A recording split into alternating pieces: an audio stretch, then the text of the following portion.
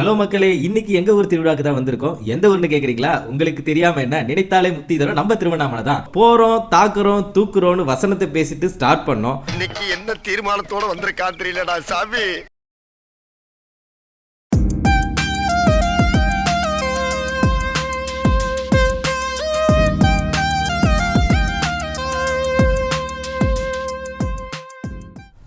நார்மலாவே நம்ம ஊர்ல கூட்டம் அதிகமா இருக்கும். இன்னைக்கு சொல்லவா வேணும், திருவிழா ஆச்சே. அந்த கூட்டத்திலயும் நாங்க எல்லாரையும் சமாளிச்சு ஜாலியா பேசிட்டு போயிட்டு இருக்கும் போது ஒவ்வொருத்தரா கழண்டு போயிட்டானுங்க. நறுக்கி எறிஞ்சு புடுவேண்டி. இந்த கிளி கிளிக்கிறாள் எந்த ஒரு காரியா இருப்பா? ஒரு பிட்டியும் காணா.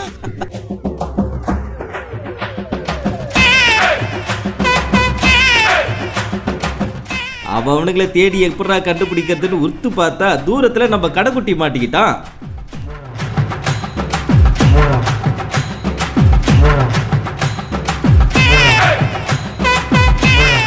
அப்படி என்னத்தை பார்த்துட்டு இருக்கிறான்னு கிட்ட போய் பார்த்தா கம்பல் பார்த்துட்டு இருக்கு வாளு. என்னடா பண்றேன்னு கேட்டா, சும்மா ப்ரோ என் ஆளுக்கு கம்பல் வாங்கிட்டு இருக்கிறேன்னு சொல்றான். அவனை அப்படியே இழுத்திட்டு மிச்சம் 2 பேர் எங்க இருக்கிறாங்கன்னு போய் பார்ப்போம்னு நாங்க கிளம்பிட்டோம்.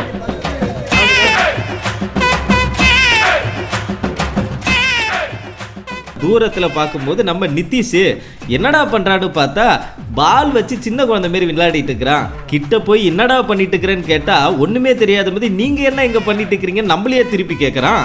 எனக்கு வந்துச்சு பாரு கோவம். அப்படியே அவனை இழுத்துட்டு கடைக்காரனுக்கு பாய் சொல்லிட்டு ரிமைனிங் நம்ம கூட்டத்திலே பெரிய ஆளு யாரு, நம்ம அண்ணன் தான், எங்க இருக்கிறாருன்னு தேடிட்டே இருந்தோம். ஃபைனலா எங்க அண்ணனையும் கண்டுபிடிச்சிட்டோம். கிட்ட போய் பார்த்தா என்ன பண்ணிட்டு இருக்கிறாரு நீங்களே பாருங்களேன்.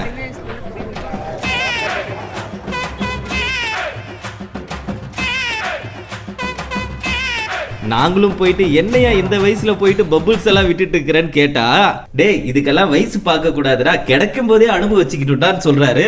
யோ எதுக்கு வந்தோம், இப்ப என்ன பண்ணிட்டு இருக்கிறோம், ஏன் அப்படி பண்றீங்கன்னு அவரையும் இழுத்துக்கிட்டு திருவிழாவை ஒரு வழியா முடிச்சிட்டு வீட்டுக்கு கிளம்ப ஆரம்பிச்சிட்டோம்.